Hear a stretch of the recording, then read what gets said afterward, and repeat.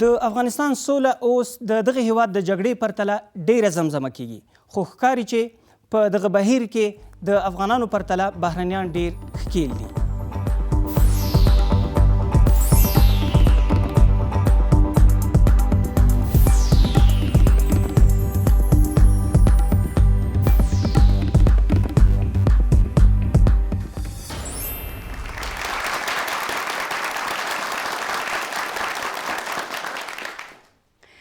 صلح افغانستان، واقعیت یا رویا؟ سلام، به برنامه جرگه آزاد BBC خوش آمدید.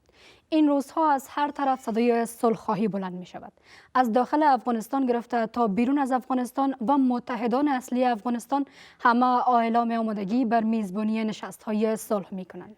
د وروستیو څو میاشتو هلو ځلو ته سړی ګوري داسې ښکارېږي چې افغانستان له دغه ډګره په څنډه کېدو دی. در جرگه امشب در پیوند به نقش کشورهای همسایه در روند صلح افغانستان صحبت میکنیم. مهمانان ما هم که اینجا در برنامه حضور پیدا کردند: شاه محمود میاخیل، رئیس انستیتوت صلح ایالات متحده آمریکا در افغانستان، عبدالهادی ارغندیوال، وزیر سابق اقتصاد و عضو شورای مشورتی جهادی در مورد صلح، و خانم ارزلا نعمت، مسئول واحد تحقیق و ارزیابی افغانستان. خیلی خوش آمدین به برنامه. تاسو ټولو ګډونوالو ته هم هرکلی کوو چې د افغانستان له مختلفو سیمو دلته په نننۍ جرګه کې له موږ سره ګډون لرئ. بحث را با شما آغاز میکنیم آقای ارغندیوال. همکنون رهبری گفتگوهای صلح افغانستان به دست کی است؟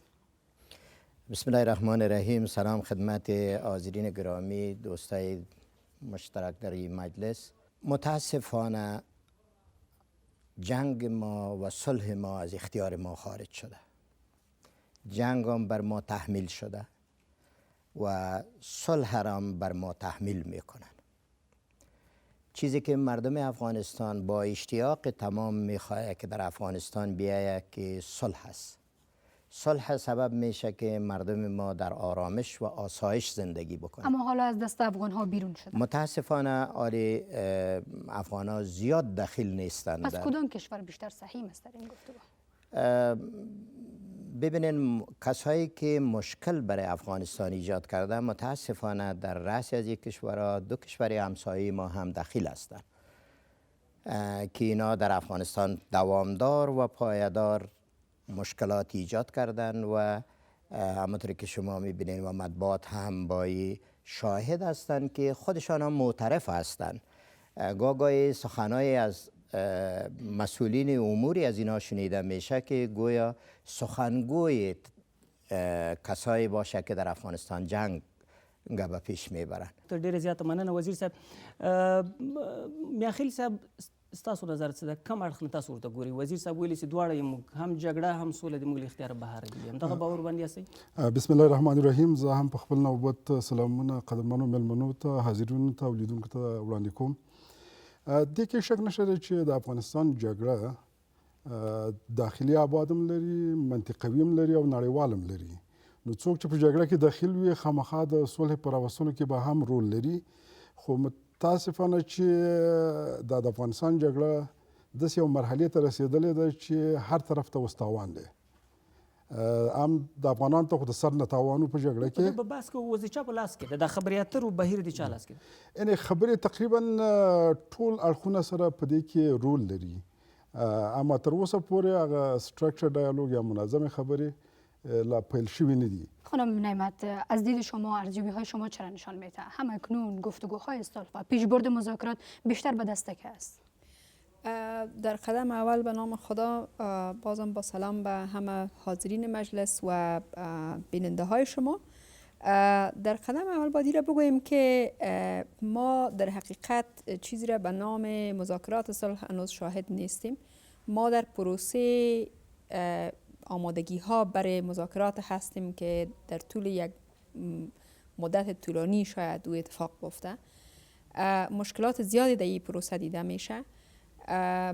قضاوتی که از طرف دو جناب بزرگوار در اینجا شد، من میتونم گفته که هر دوش جوانب از حقیقت افغانستان و وضعیت فعلی افغانستان انعکاس میده.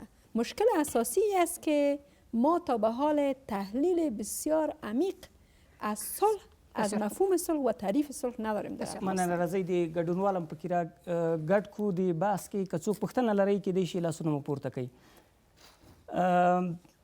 دغه دریم قطار کې بسیار خوب. د ګډونوالۍ ته وخت ورکوو. دا دکتر آرزو نومیږي. شما خودتان این گپ برای ما گفتین که صلح بالای ما تحمیل شده و ما شما کسانی هستیم که همیشه خواهان صلح هستیم. پس چرا ما شما ترجیح به این بدیم که صلح بالای ما تحمیل شود؟ الغنجوال صاحب مهربانی وکړئ. من منظورم از این که تحمیل میشه است که زمانی که طرف اصلی جنگ که حکومت افغانستان باشه و مردم افغانستان در این قضایا دخیل نباشه، در بیرون از مرزهای افغانستان دیگرها با هم صحبت بکنن، در حالی که مسائل داخلی افغانستان و منفعت‌های ملی افغانستان اصلا مطرح نباشه، به خاطر که تا حال ما نمیفهمیم که چی است. به این خاطر ما میگیم که تحمیل میشه برای ما، به خاطر که ما آگاهی نداریم. اوس تاسو د جهادي مشورتي بورډ کې یاستئ، ولسمشر ته به اوس تاسو مشوره څه ایسي سر له ننه دې څه وکړي؟ زه په دې باور یم چې د افغانستان د خلکو د غوښتنې پر بنیاد داسې صلح راسي چې وروسته د جنگ زمینه په دې ملک کې ختم سي. داسې حالت رانسي چې نن صلح وي او سبا بیا نوې جنگونه پیل شي. تشکر. آقای میاخیل، فکر میکنین که اینجا نقش کدام کشورهای همسایه مخصوصا در روند صلح افغانستان خیلی موثر هست و باید افغانستان در یک همگرایی بتونه و با همون کشور حداقل وارد مذاکره شود و تاثیرگذار باشه روی گفتگوهای صلح؟ زه فکر کوم چې د ګاونډي هیوادونو او د بین‌المللي ټولنې نقش څنګه په جګړه کې مهم او د هغې حمایت یې کوو، همدغسې په صلح کې مهم دی. موږ یو همه‌جانبه صلح ته ضرورت لرو. مردم در اینجا نگرانی داره؟ نه خود مردم خود تعریف مردم که ما میگیم کدام مردم؟ چند حلقه مشخص یا کل مردم افغانستان؟ امی سرویر کی کرده که کی چی رقم تشویش داره؟ نو په دې خاطر باندې یعنی اړخونه ډیر زیات نو موږ وایو چې هغه مکمله صلح په دې خاطر ده چې هر توافق چې رامنځته کیږي چې آینده د جنگونو مخه ونیسي.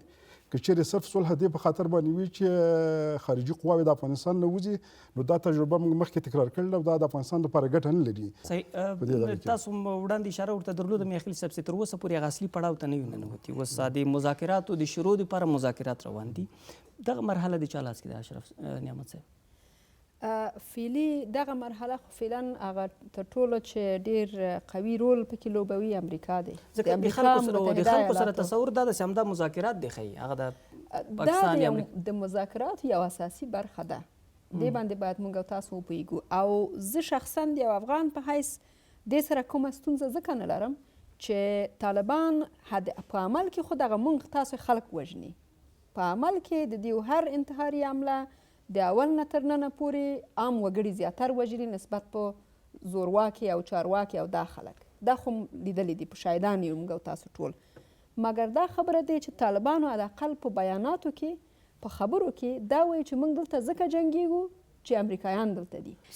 اجازه بدین که اشتراک کننده هایی که اینجا در برنامه اشتراک کردن هم بیشتر سهیم شوند در بحث. سراغ یک اشتراک کننده میریم که پرسش دارن و دست خودشان بالا کردن. میپرسیم که پرسششان برمیگرده و کدام مهمان ما و چه پرسش را بیشتر در میان میگذارن. بسم الله الرحمن الرحیم. د مانوم ډاکټر عمر عیان ده او د غزنی ولایت څخه راغلی. ما پوښتنه میاخیل صاحب ته متوجه ده چې آیا دا به یو سیاسي معامله وي د پاکستان او د امریکا ترمنځ، لکه مخکې چې دا اشتباه تکرار شوی و د بن په کنفرانس کې یو دوې غټې کتلې امریکایانو له یاده وایستې او زمینه سازي د جنګ لپاره وکړه. آیا اوس بیا هم دوی یو معامله کوي له پاکستان سره او که به رښتیا یو سیاسي جوړجاړی به وي له یوه جنات څخه به قدرت بل جنات ته انتقالېږي او که به د دایمي سولې لپاره دلته کار کیږي؟ تشکر. اول میاخیل صاحب تاسو ویل چې کم ملت یو کیدای شي دغه وي، کیدای شي نورې د اندېښنې مثل دا معامله ده څه دي؟ دوه برخې د دې مسایلو دي چې یو هغه برخه ده چې نړیوالو او ګاونډیانو پورې دغه لري چې دلته مداخله ونه کړي، د صلح د پروسې د حمایت وکړي او که قواوې وځي هغې دپاره زمینه مساعده شي. بله برخه دا ده چې نظام څنګه پاتې شي، سقوط ونه کړي او څه رقم نظام موږ غواړو. نو دا هغه شیان دي چې دا د افغانانو پورې بیا اړه لري چې یعنې دا دوه برخې د خبرو دي چې یو یې د بینالمللي یا منطقوي اړخ دی، بل یې داخلي اړخ دی. په داخلي اړخ کې ته مجبور یې چې د افغانستان د حکومت سره، خلکو سره، سیاسیونو سره خبرې وکړي. خو یو بدبختیا دا ده چې په افغانستان کې چې زموږ حکومت او سیاسیون او حتی مدني ټولنو خپل کورنی کار سم نه دی کړی. یعنې خلک کې ته هغه پیغام د صلح سم دی رسولی. په لنډو منطقوي اجماع شته اوس؟ اجماع نشته دی اما ویره شته دی. په څه معنی؟ ویره معنی دا ده چې له طالبه که له د معاملې؟ نه د معاملې نه هم او چې طالب او امریکا صرف د قواو د خروج دپاره کومه معامله ونه کړي.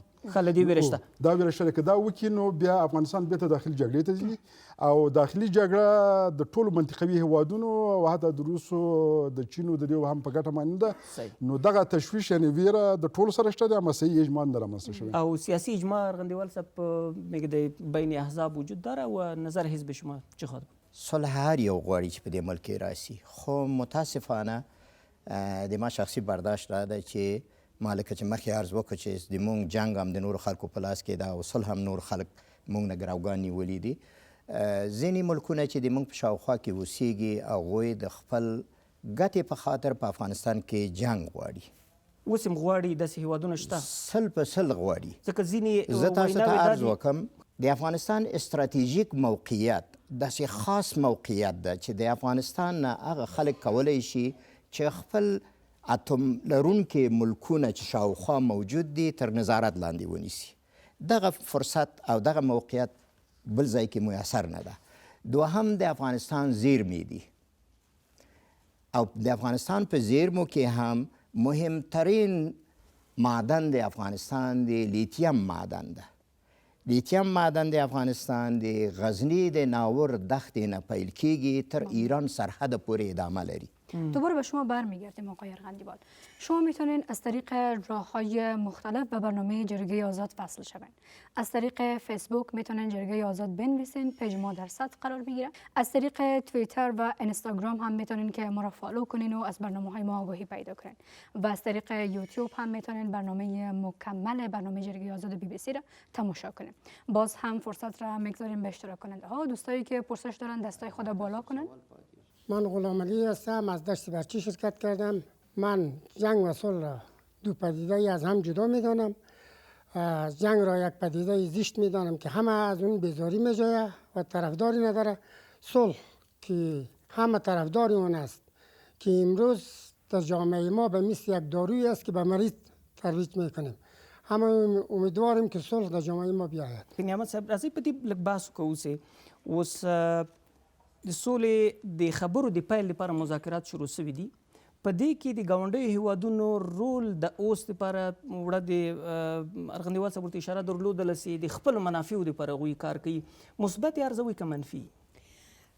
حقیقت خبره دا ده چې هیڅ داسې ملک په دې دنیا کې نشته دی چې هغه خپل شخصي منافعو لپاره کار ونه کړي. او اوس منافع په څه شي کې دي؟ اوس د وزیر صاحب خبره دا وه چې اوس هم لا په جګړه کې د وزیر صاحب د خبرو په رابطه باندې باید ووایم چې دغه تحلیل کې یو څه بدلون په د آخر وختونو کې راغلی دی. د پاکستان باندې د امریکا اقتصادي فشارونه د هغې ته د IMF یا د نړیواله د پیسو صندوق لخوا پیسې نه ورکول، خپله یا پور نه ورکول، خپله پاکستان د اقتصادي لحاظ نه ډیر فشار لاندې راوړی دی. یعنی فکر میکنید در نظرشان تغییر آمده؟ تغییر مثبت؟ به نظر من تغییر آمده. این تغییر مثبت ضرورتا باید وضعیت آینده نشان بده که چقدر مثبت است یا نیست، ولی لااقل فشارهای داخلی و فشارهای بین المللی باعث ازی شده که اینا بالاخره امی قدم هایی را که مشاهد هستیم که در چند ماه اخیر یا در یک سال آخر گرفتن اینا بگیرن. میخیل صاحب د پاکستان ته ډیر غټ فرصت په لاس ورغلی که اوس د افغانستان ولس ته په دغو خبرو اترو په دې جریان کې تاسو ته اوس ګورئ. نو مخکې لکه چې ډاکټر صاحب ویل چې هر ملک د خپل منافعو دپاره کار کوي او عمل کې تر اوسه پورې هغه ستراتیژیک شفت چې کوم ورته ویو هغه لا اوسه پورې موږ محسوس کړی نه دی د پاکستان په ستراتیژیک او د ګاونډیانو د ټولو په دغه کې اما تکتیکي لحاظ باندې خوشبیني شته دی ورته. خو زه یو شی مخکې ارغندیوال صاحب ته اشاره وکړله که موږ دا ویو چې موږ هیڅ رول نه لرو په هیڅ شي کې، نه په جنګ کې رول لرو او نه په صلح کې، نو دا موږ یو نوه خم پیغام افغانانو ته نه ورکوو بلکې موږ رول لوبولی شو ځکه چې د جنګ قرباني افغانان دي، نو باید رول ولوبوي هم د صلح په راوستلو کې او هم د جنگ د مخنیوي دپاره او دغه دپاره. وزیر صاحب خبره دی دا اوس نه لرو، وخو لوبوي جدا مسله ده، ولې اوس نه لرو اوس هم لرو. زه اصلا زه فکر کوم چې دغه زمونږ یعنې هر ملامتیا چې موږ په دې 40 کالو کې څه پیښ شوي دي په افغانستان کې یا مخکې چې پیښ شوي دي دا ټول موږ په نورو وراچوو. هغه رول څه شی ده؟ زموږ دا اوس تاسو وایي رول لرو پکې. اول دا ده چې فرضاً زموږ سیاسیون ما خو مخکې مې ویل چې مدني ټولنه او حتی حکومت په یو ملي اجماع باندې نه رسېدلی. دا خو تا ته خارجیان نشي راوستلی، دا باید موږ پخپله دا کار وکړو. مخکې له دې چې وقفې ته لاړ شو، وزیر صاحب موافق یاستئ ورسره؟ ادمینه ده چې په ټولو خبرو کې موږ سره موافق اوسېږو. نه خو دا ستونزې دي که نه؟ دې ستونزو خو څه میخیل صاحب عمله اشاره دې کوي. کې شک نشته، دې کې شک نشته چې موږ کې مشکل موجود ده. صحیح. زه په عام ډول سره شخصا زه په خپله په عام ډول سره د خپل سیاسي مسؤلینو نه ناهیلي شوی یم، ځکه چې دوی ونه شو کولی چې د افغانستان د ستونزې او مشکلات په ښه طریقې سره حل کړي. تشکر. برنامه جرگه آزاد ادامه داره، اما پس از یک وقفه کوتاه.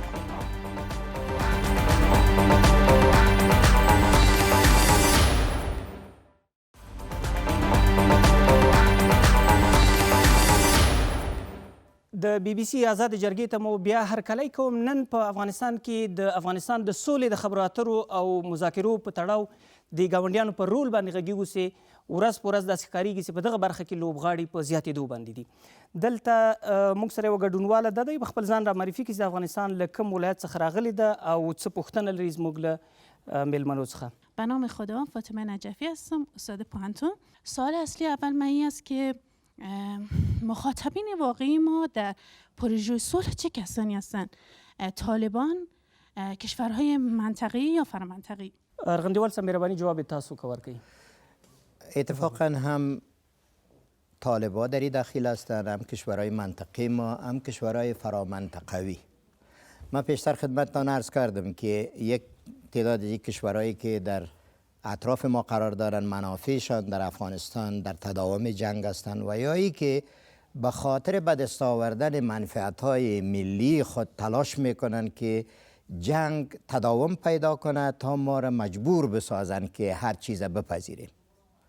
کشورهای فرامنطقوی را پیشتر عرض کردم که دو منفعت بزرگ در اینجا وجود داره. یکی موقعیت استراتژیک افغانستان که با استفاده از این موقعیت استراتژیک میتونن که کشورهایی که دارای نیروی اتمی هستند در این منطقه ما و شما از این موقعیت افغانستان استفاده خوب بکنن و تحت نظارت قرار بدن. دوم معادن افغانستان و از او عرض کردم که بزرگترین معدن افغانستان معدن لیتیم افغانستان است. پیشتر دوستا عرض فرمودن که فشارهای بین المللی بالای پاکستان باعث از این شده که تا اندازه در سیاست پاکستان تغییر به وجود بیاید.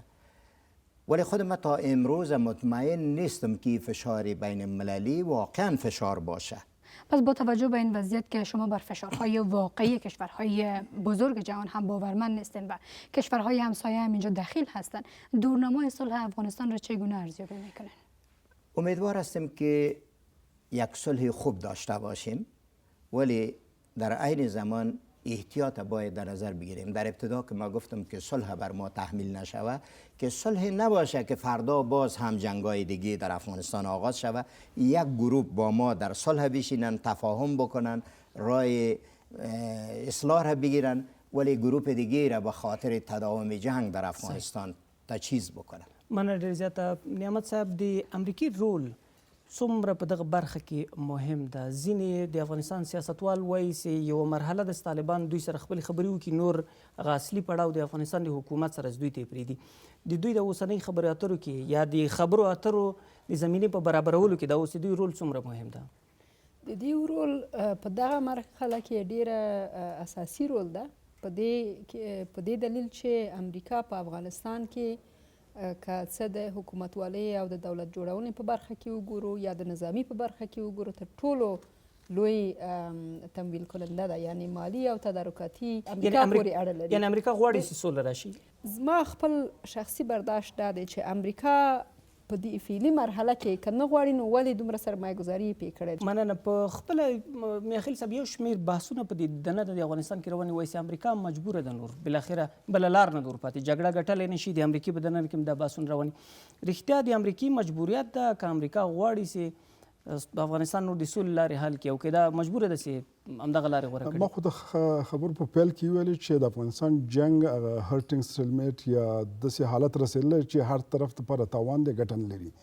ګاونډي هېواد ته هم نه لري، امریکا ته هم نه لري او دغه ده. خو خبره دا ده چې که چیرې زموږ حکومت او سیاسیون او افغانان دلته دې فعاله وي او صحیح او اجماع رامنځته کړي نو زیات رول به لري.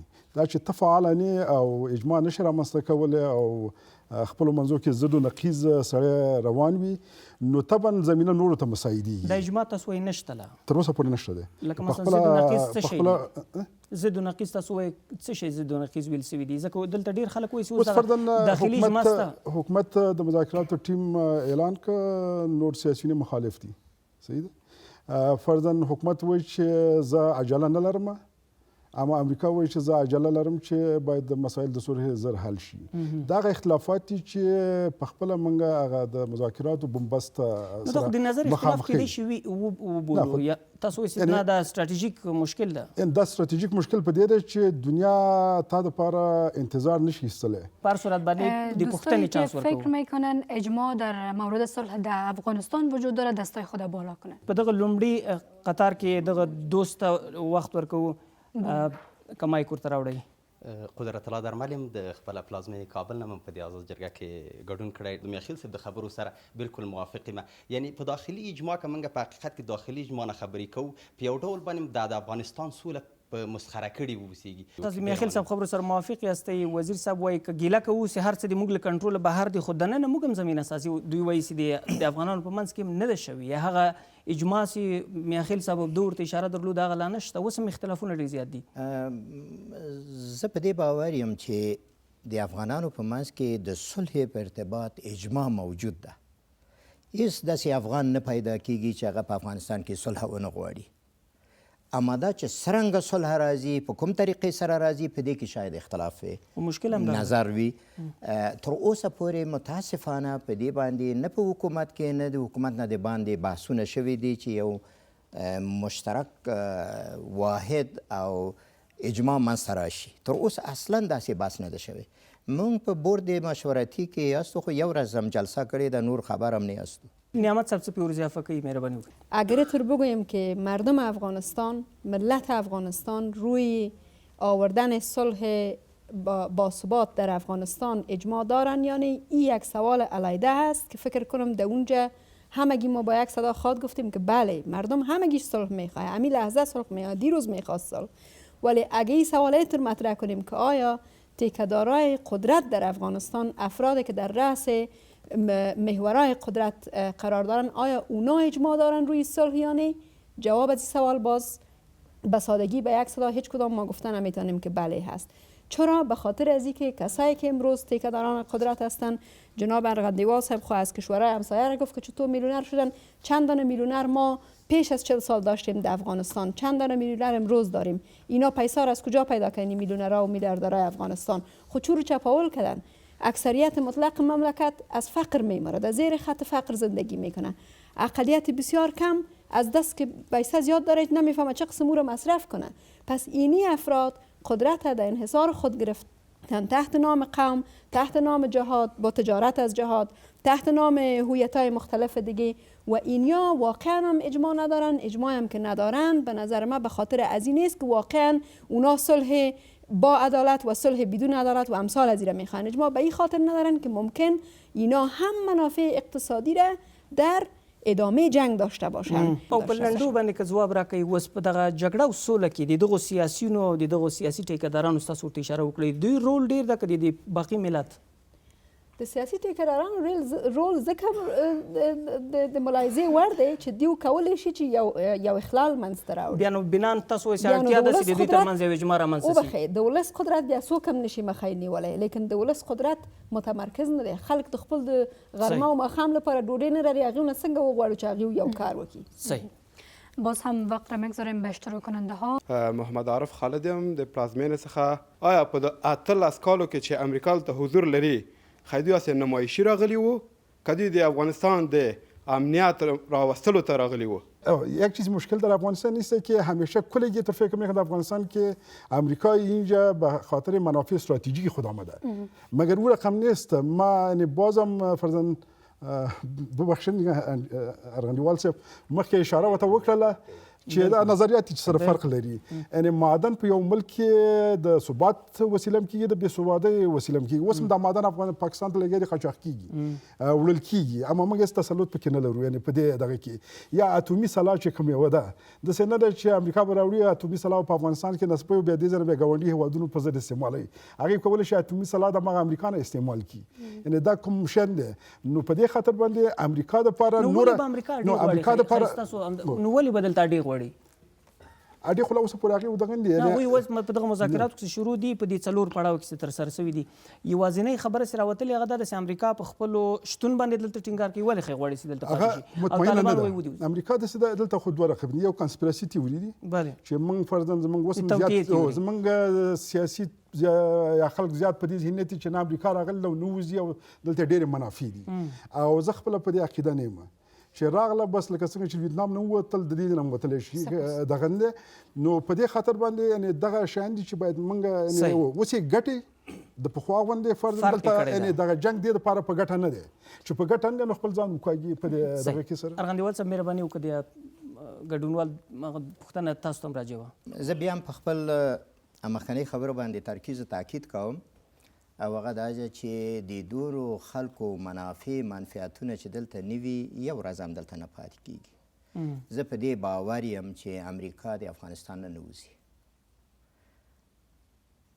منتها غواړي چې جنګ نه ووځي، نه د افغانستان نه. حتی که چېرته دوی وشي کولی ملوک طوایفي جوړ کړي، حتی دې ته هم شاید لیوال وي چې یو قوي مرکزي حکومت چې د افغانستان د ملي ګټو ساتونکی نه وي، هغه ته دوی ترجیح ورکوي. موږ دې ته اوس خوشبین یاستو، خصوصا د خلیزه صاحب په راتګ سره چې هغه هم افغاني خصلت لري و هم د امریکا په نمایندګي دلته راځي. تر ډېره حده پورې موږ په دې باور لرو چې هغه د افغانانو او د افغانستان د ګټو په ارتباط به فیصلې کوي، لکه څرنګه چې پخپله هم دا خبرې وکړي چې هیڅ هغه فیصله چې د افغانستان د ملی ګټو خلاف وي زه به هیڅ کله نه کوم. خیلی کوتاه خانم نعمت اگر شما هم چیزی می‌افزایید. خب اگر به ارتباط مداخله کشورهای همسایه بگویم، روی کشور دیگه همسایه که مداخلات داشته یادآوری نشد که وام فراموش ما نشه. کشور ایران متوجه هستیم که در سالهای اخیر و در ماههای اخیر مخصوصا به اشکال مختلف اینا هم روی صحنه مذاکرات آمدن و تا حدودی که حتی وزیر خارجهشان اظهارات داشتن چند هفته قبل که به هر صورت دولت افغانستان به او جواب خود دادن. ولی به هر حال همه از این کوشش ها اگر ما ببینیم کلش ما را متوجه از این میسازه که تا حدود هماهنگی لازم از جانب دولت افغانستان و حکومت فعلی افغانستان در رابطه با همصدا ساختن کشورهای همسایه صورت نگرفته. تشکر نعمت صاحب. د ایران، سعودي عربستان، امارات او روسیې، چین د دې هیوادونو په ونډې باندې هم په دې راتلونکي برخه کې خبرې کوو. اوس یې ولنډه وقفه.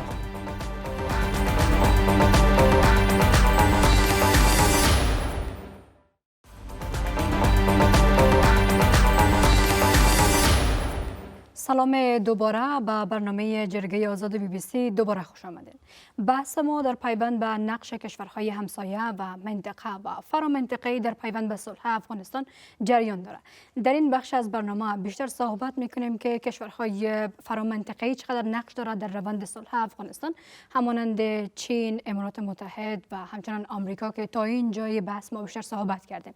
بیشتر میپردازیم در پیوند به همین موضوع. شما خانم اشرف در قبل از وقفه در پیوند به نقش ایران صحبت کردن. اینجا کشورهای فرامنطقه همانند عربستان سعودی و چین را چگونه، روسیه نشست‌های صلح را برگزار میکنه، این کشورها را چگونه ارزیابی میکنه نقششان را؟ در اکثر موارد که وقت بحث سر افغانستان از ریاست، ما از یک مثال میخوایم براتون صحبت بکنم که بحث روی افغانستان بود. یکی از جلسات بین المللی که در دور میز همه نماینده همی کشورهایی که یادآوری شد و یک تعداد کشورهای بیشتر نماینده از اونها نشسته بودن. بحث سر افغانستان است. یکی از رئیسای جلسه نماینده وزارت خارجه افغانستان است. ولی هر کدام از این کشورها قدرتمند و نه چندان قدرتمند و نسبتاً قدرتمند. هر کدام از اینها سخنرانی‌هایشان در مورد چگونگی آوردن صلح در افغانستان نبود. هر کدامشان سخنرانی‌هایشان جواب به صحبت‌های نماینده دیگه بود. یعنی از او پلتفرم افغانستان یک پلتفرم شده که از این پلتفرم کشورهای دیگه به خاطر مطرح ساختن خواسته استراتژیک و منافع استراتژیک خود هم استفاده میکنن. و ما باید دلته ګډونوالو ته بیا وخت ورکوو که څوک پوښتنه لري هغه اخر قطار کې چې ناسته سپین کالي اغوستي دي د ګډونوال ته به وخت ورکوو. سلام ټولو ته. نوید اعظم یم د وردګ ولایت څخه. د سولې او د اوسني داخلي جوړښتونه د سولې لپاره څومره مؤثر دي؟ تشکر. دغه بل گردونوال تا در دریم قطار که بله تاسو مهربانی وکړئ. لال محمد دوراندیش هستم از بدخشان. سیاست ناعادلانه ما را به جنگ میکشونه. راه حل سیاست عادلانه است. ډیر زیات مننه. تاسو نعمت صاحب مهرباني څه پور زیاتوي او پوښتنه تاسو ته متوجه ودلته یا د قدرت د عادلانه ویش و یو عامل ده. دا دواړه ټکو ته راځم خو ولس دې خبر وي چې هغه ورځ باندې چې د افغانستان هغه همکاري امنیتي برخه کې مطلق شخصي شو، اوس هم خو شخصي دی، که مطلق شخصي شو هغه ورځ نن به د پرون نه زموږ حالت بدتر وي. راغلو دو بل پوښتنې ته. اوسنۍ جوړښتونه د سولې لپاره کار ورکوي که نه ورکوي؟ جوړښتونه کله کله ډیر زیاتیږي د سیاسي علایقو په وجه باندې یا د سیاسي فشارونو په وجه باندې، او د یوې خوا نه یو ستونزه موجوده ده چې باید ټول پکې ونډه ولري، مشارکت باید پکې وي، د ښځو مشارکت وي، د مدني ټولنو مشارکت وي، د سیاسي ګروپونو، د جهادي رهبرانو او داسې نور. نو دغلته حکومت یو فشار لاندې دی چې دغه مختلف خلک په یو شکل باندې دغه پروسه کې شامله کړي. لیکن دغه جوړښتونو ترمنځ همدغه اوس موږ پوهېږو چې خپل حکومت کې یو څه د همغږۍ ستونزه شته دی. د یو ادرس نه یو آواز وځي د صلح په رابطه باندې، د بل ادرس نه بل آواز وځي. دلیل څه ده؟ هماغه د قدرت د عادلانه نه ویش مسله ده چې هغوی اندېښنه لري چې که طالبان راځي د دوی قدرت به نور هم کمیږي، که نور څه مسایل دي؟ هم د قدرت دی، هم یو څه ستونزه په دې کې ده چې په هغه صورت کې چې مختلف نهادونه، امنیتي نهادونه د یو خوا نه د سولې خبره مخکې وړي، سیاسي نهادونه د بل خوا نه وړي، خاص استازی د جمهور رئیس بل کار کوي، امریکایان او خارجیان که وګورم دغسې. دغلته د افغانستان حکومت باید ځان نه دومره یو وړتیا، یو ظرفیت وښکاري چې هغه وکولی شي چې دغلته یو همغږۍ د منځته راشي. راغللو آمدیم به سوال شما که به ارتباط تقسیم قدرت و تقسیم ثروت و مثلا دارایی و گپایی واقعا بیس اساسی مشکلات اقتصادی و مشکلات سیاسی است که ما داریم. واقعا عدالت و عدالت صلح که بر بنیاد عدالت نباشه او صلح نمیتونه یک صلح پایدار باشه. باز هم یک پرسش میگیریم از اشتراک کننده ها. پرسش دارن دستتان بالا کنین. شما پرسش دارن دستان بالا کرده بودین، میتونین پرسشتان در میان بگذارین. نوم مرجان حسن دی او د خوست ولایت څخه مې ګډون کړی دی. اصلي خبره د دلته د مخکې د روسیانو موجودیت او بیا هغه قوتونه تغییر شول، بیرته افغانستان ته کابل ته راغلل چې د کابل په مقابل کې جنګېدل، بیا هغه امریکایانو دلته ځان سره وساتل، بیا دوی سره موږ امنیتي تړون امضا کړ، بیا حکومت هغه امنیتي تړون ونه څارو چې امریکایانو موږ سره په هغې باندې څومره عمل وکړ. ولې افغان حکومت امریکایان نه رانیسي چې تاسو سره موږ د امنیتي تړون امضا کړی و، د تاسو امنیتي تړون په وجود کې د موږ سیاسي سټیج زموږ داخلي مشکل رامنځته شول، سره د دې چې اوس افغانستان لکه په سوله کې ملکیتي وجود نه لري، هغه امریکایان دلته حاضر دي په افغانستان کې. نو ولې امریکایانو سره دا خبره نه مطرح کیږي؟ مننه ارغندیوال. پرسششان برمیگرده به آقای ارغندیوال. دیدگاه شما رو می داشته باشیم. ما مخکې عرض وکړ چې د نورو خلکو ګټه په افغانستان کې په دې انداز سره و چې د افغانستان کې دې کې شک نشته ګاونډیان د موږ شامل و، خو د موږ ګاونډی ملک هغوی سره په دې استراتیژیک اهدافو کې سره شریک و په دې 12 کالونو کې. کله چې روسان یو ځل بیا په سیاسي او نظامی ډګر کې راښکاره شو، د هغه نه وروسته اجالتا تغییرات راغلي ده په استراتیژي کې، او دغه استراتیژي مختص شوی د افغانستان ته. مخکې ما عرض وکړ چې دا 2 هدفونه دي په دې کې. د دغه 2 هدفونو د ترلاسه کولو په خاطر دوی دغه شی غواړي چې نسبي امن دلته په افغانستان کې حاکم سي، تر څو چې دوی وشي کولی چې دغه اهدافو نه استفاده وکړي. یعنی په ټول جنگ کې نشي کېدای چې د دې نه استفاده وشي. وزیر صاحب د هغوی پوښتنه دا وسي که امریکا سره موږ د امنیتي تړون امضا کړ، نو ولې دا جګړه ورسره کمه نه سول؟ ما شخصا د دوی د یو چارواکي نه پوښتنې وکړه، ما چې په کونړ او په ګوشته باندې راکټونه راځي، وایي چې موږ نه دي لیدلی. ما چې تاسو چې سترګې پټې ونیسئ خامخا نه وینئ، خو دا هره ورځ د موږ په ملک کې ګزارونه کیږي، تاسو څنګه نه وینئ؟ خو کله چې د دوی منفعت او ګټه پکې مضمر نه وي هغه نه ویني صحیح. او کله چې بیا چې وي بیا ډېر واړه شیان ویني. صحیح، مننه ډېر زیاته. درانه لیدونکي او اورېدونکي کولی شي موږ سره خپلې پوښتنې او نظرونه د ټولنیزو رسنیو فیسبوک، ټویټر، انسټاګرام او د یوټیوب له لارې هم را سره شریک او دا پروګرام کولی شي په یوټیوب باندې بشپړ او دارنګ په فیسبوک کې وګوري. اوس یوه لنډه وقفه اخلو.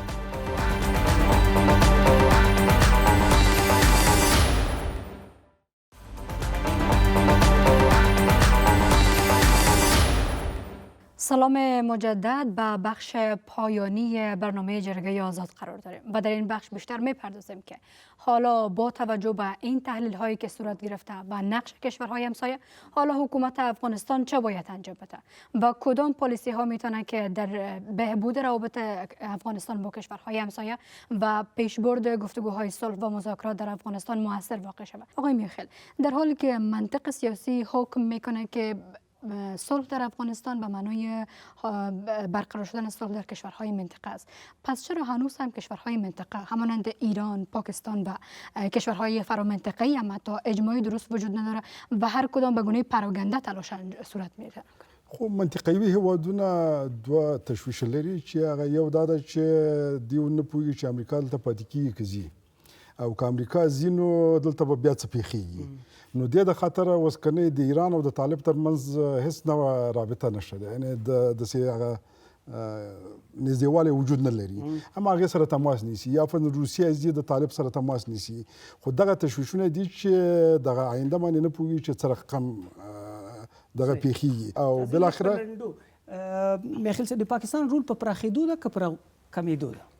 له همدې یوې شروع کوو څنګ ته.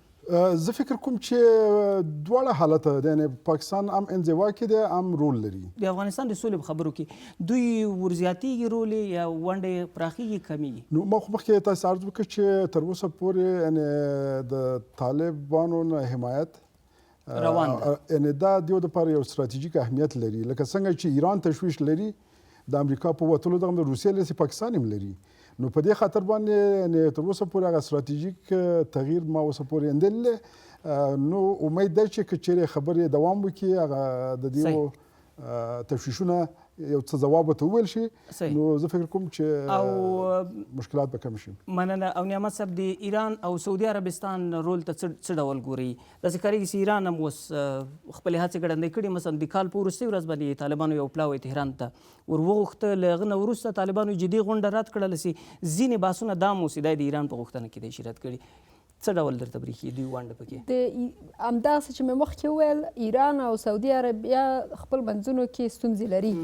په دغه موضوع کې چې ایران د طالبانو ته یې بلنه ورکړې ده چې راشي هلته ورسره خبرې وکړي، د ایډیولوژیکي د لحاظه نه د سیاسي د لحاظ د دوی ترمنځ توپیر ډېر زیات دی او شباهتونه او دغه نشته دی، همرنګۍ نشته دی. په فارسي کې یو متل دی وایي دوست سر مار به دست دشمن بکوب. هغوی د طالبان نه ځکه استفاده کوي چې د طالبانو نه حمایت په واسطه باندې امریکا ته یو اشاره وښیي چې د هغوی سره څه مخالفت لري. اساسي خبره دا ده چې ایران، پاکستان، عربستان او نور ټول لرې او نږدې ګاونډیان د افغانستان دا ټول خپل ستراتیژیک اهدافو لپاره دا کار به کوي. اوس پراخېږي د دوی ونډه پکې کمیږي. څه ډول درته برېښي؟ زه داسې ځواب ورکوم دې سوال ته چې هر څومره چې د افغانستان د دولت ونډه په دغه پروسه کې ضعیفه وي د ټول ګاونډیانو نقش به پراخه شي. هر څومره چې افغانان خپل د سرنوشت او خپل د راتلونکي رهبري او مشرتابه په لاس ونیسي نو هماغومره به د ګاونډیانو د مداخلې مدیریت هم وکړي، د هغې د مداخلې د قطع لپاره هغه لارې چارې هم ورته وسنجي. تشکر ارغندیوال صاحب. تاسو د چین او د روسیې رول ته څه ډول ګورئ؟ د چین او د روسیې روابط بیا په دې ارتباط فرق کوي. چینایان د افغانستان په ارتباط غواړي چې صلح او امن راسي، ځکه چې هغوی احساس کوي چې ورځ په ورځ مشکلات د هغوی په ملک هم پیدا کیږي او د تروریزم د ویرې نه هغوی تشویش لري. خو د روسانو خبره د افغانستان په ارتباط بیا فرق لري د چین په ارتباط. هغوی اوله خبره دا ده چې غواړي چې د امریکایانو نه هغه غش واخلي چې د جهاد په وخت کې هغوی د مجاهدینو نه حمایت کوه او د دوی لاسپوڅي حکومت دلته ختم سو. نو اوس غواړي چې د امریکې په ارتباط دغسې حمل وشي چې امریکایان دلته ناکام سي او شکست سره مخامخ شي تر څو چې دوی غش اخیستی وي. و سراغ آخرین پرسش ها و 2 پرسشی که پایانی این برنامه خواهد بود و پرسش های آخر خواهد بود میریم. خیرالدین زکیم له پکتیکا میازاده جرګه کې ګډون کړی. ما پوښتنه دا ده چې امریکایان چې رالو تقریبا 1.5 لسیزه چې دلته دوی څه تلفات ورکړو او یا د دوی له لاسه افغانانو څه تلفات ورسېدو، آیا دوی خپل هدف ته ورسېدو اوس له افغانستانه وځي او یا دا معنا چې دوی ماتې خوړلې نور دوی ته تسلیم شو له افغانستانه وځي؟ بله پوښتنه مې ارغندیوال صاحب ته متوجه ده، تر اوسه سیاسي ګوندونو تاسو حکمتیار صاحب ولسمشر ته کومه داسې طرحه وړاندې کړې ده چې هغه په دې باندې عمل وکړي؟ که وړاندې کړې مو یې ولسمشر نه یې منلي بیا ممکن تاسو د یو ناره یک ولرئ. صحیح، ډېر زیات تشکر. یو بله پوښتنه ماخلو دغه اول قطار کې ادریس یم د کابل ولایت نه. ارغندیوال صاحب دا آیا امکان لري چې مثلا دغه خلیلزاد صاحب چې اوس خبرې کوي دغه مثبت پایلې ولري یا به ونه لري؟ تشکر. اول میاخیل صاحب تاسو مهرباني وکړئ. همیشه موږ باید خپل ځان جوړ کړو. که چیرې حکومتداري ښه شوله زموږ ځای کې دلته حاکمیت د قانون رامنځته شو، بیا ګاونډیانو سره هم صحیح معامله کولی شي، بینالمللي ټولنې سره هم کولی شي، ځکه دا د دنیا معاملې چې دي د ملکونو سره دا په ګټو باندې ولاړې دي او دا بارګین غواړي، دا خپل هغه ګټې تعریفول غواړي. نو که دا د صحیح تعریف کړه، صحیح د معامله وکړه، نو ښه څه لاسه راوړي. که نه وه هغه جانب مقابل به تا نه تکړه وي د معاملو په دغه کې. نو دا یعنی مهمه مسئله ده. چون 2 پرسش برمیگرده به آقای ارغندیوال. خیلی خوب است که شما را هم بیشتر در بس داخل داشته باشیم. خانم مرزلا، اگر این مذاکرات نتیجه بده و حکومت شکل بگیره که به طالبان هم تقریبا موافقش باشن، فکر میکنین چگونه یک حکومت خواهد بود و آیا به این ارزش ها باورمند خواهد بودن؟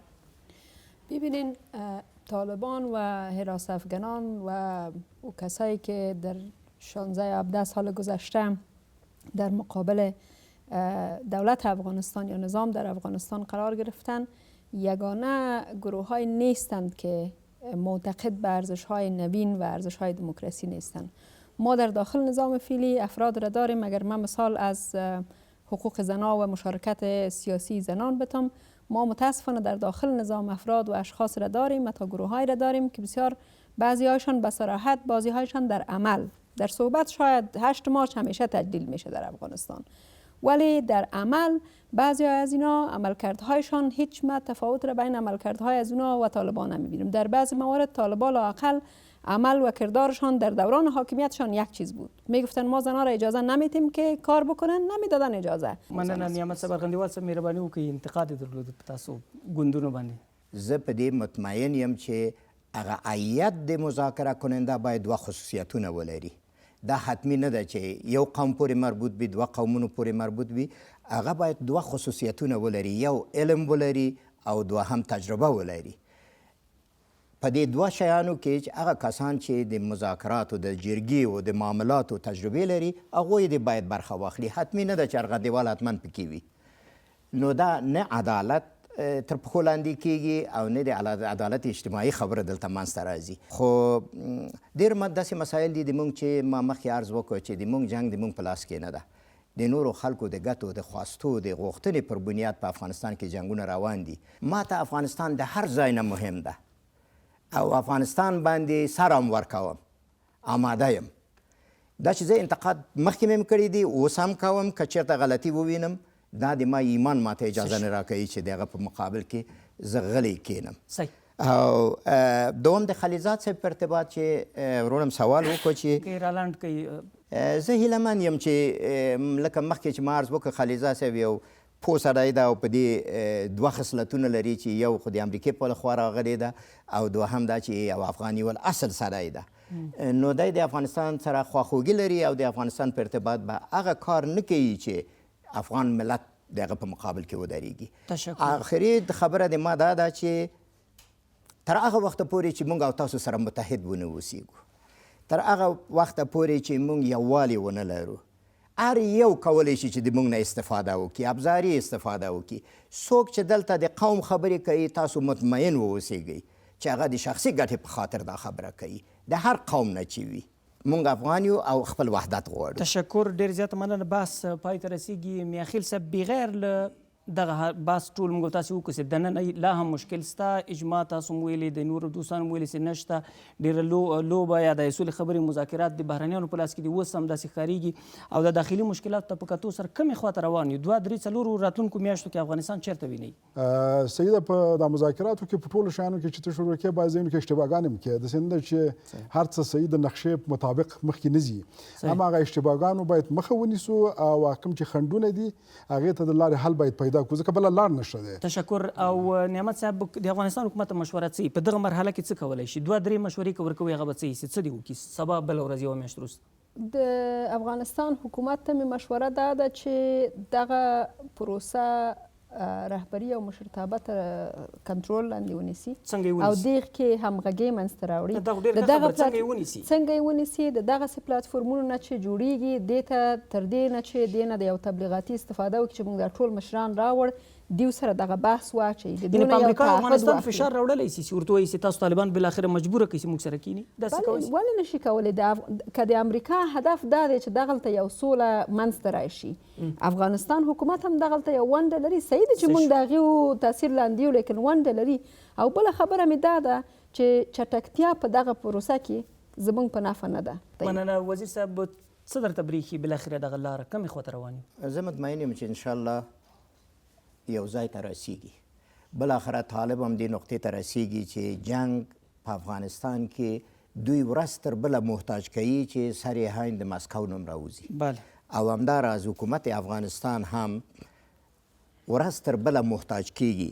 دواړو خواو دې ته اړ دي چې باید په افغانستان کې امن راوړي او صلح راوړي. او موږ د صلح هر رقم چې راځي، لکه مخکې چې ورور وایي چې موقت حکومت، که موقت حکومت د صلح باعث ګرځي، زه یو د هغه کسانو نه یم چې په ډېر ښه استقبال یې کوم.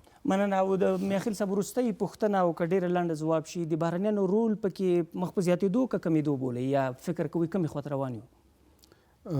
اوس خو زیات شوی دی او څونه چې زیاتېږي مشکل پیدا کوي. نو زه فکر کوم چې هغه اصلي خواوې د جګړې چې سره دی په خپلو منځو کې کیني او خپل مشکل حل کړي، دا دغه دی. او په سوله کې همیشه دا ده چې یو څه به ورکوي او څه به اخلي. داسې نشي کېدلی چې صلح په صلح کې د هر طرف هغه خواهشات او یا غوښتنې ټولې حل شي. ډېره زیاته مننه. افغانان همدا هیله لري چې کیدای شي راتلونکو څو میاشتو کې افغانستان وکولی شي د سولې په برخه کې پرمختګونه وکړي، لکه څنګه چې د افغانستان د حکومت او سولې شورا ځینې چارواکي وایي یا نړیوال داسې فکر کوي چې کیدای شي افغانستان 2019 کال د افغانستان لپاره د سولې کال وي. په همدې هیله باندې خپل بحث همدلته راغونډوو و ناگزیر هستیم که در دقایق پایانی برنامه قرار داریم و از مهمانان ما هم سپاسگزاری کنیم. آقای میاخیل و آقای ارغندیوال و خانم اورزلا، سپاس که تشریف آوردین در برنامه. دلته له ناستو ګډونوالو څخه هم مننه کوو چې د آزاد جرګې په ننني بحث کې موږ سره ګډون درلود او د افغانستان له مختلفو سیمو راغلي وو.